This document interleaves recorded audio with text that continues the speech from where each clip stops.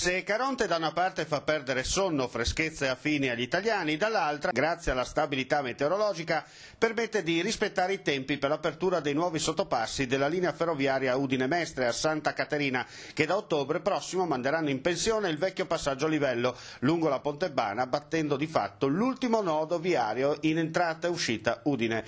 15 mesi di lavori che stanno per rivoluzionare il collegamento stradale nella periferia ovest del capoluogo friulano. Tra qualche giorno inizierà la spinta da nord verso sud dei manufatti, poi, una volta inseriti con precisione chirurgica nei due varchi, si passerà al getto finale che sancirà il legame tra gli stessi e la strada ferrata. A metà agosto al via l'abbattimento dell'ultima casa presente sul tracciato della variante che porta da Viale Venezia alla rotatoria realizzata prima del sottopasso che da Udine conduce a Campoformido.